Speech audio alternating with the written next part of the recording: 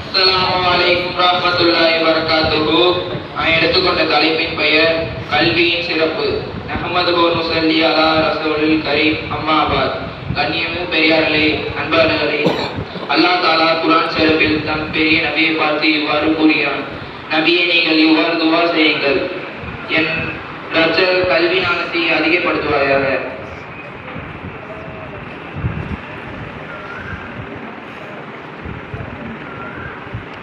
தன்னை படைத்த அல்லாஹ்வை அறிய முடியும். கல்வி ஞானம் உள்ளவரே அல்லாஹ்வை அஞ்சுவார்கள்.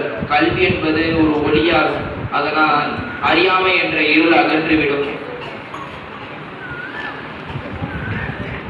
கல்வி என்பது ஒரு உயிர் நண்பனை போன்றதாகும். அதனால்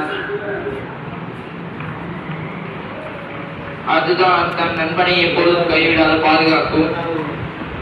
அல்லாஹ் தஆலா கூறுகிறான்: கல்விமான்கள் அல்லாஹ்வுக்கு அஞ்சுவார்கள். இன்னும் அறியாதவரும் அறிந்தவரும் சமமாக முடியும். நமது நபி ஸல்லல்லாஹு அலைஹி வஸல்லம் அவர்கள் அருளின் ஒரு ஆலி 1000 மறக்கசாலிகளை விட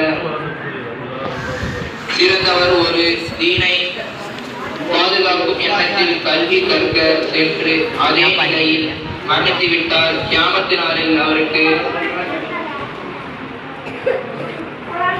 நபிமார்கள் மத்தியில் ஒரே வித்தியாசம் இருக்கும். எல்லாம் வல்ல அல்லாஹ்வுக்கு எல்லாருக்கும் மார்க்க கல்வியை கற்பிக்கவும் அருள் புரிவானாக. ஆமீன். வாஹிர் தவானா அல்ஹம்துலில்லாஹி ரப்பில் ஆலமீன். அஸ்ஸலாமு அலைக்கும்.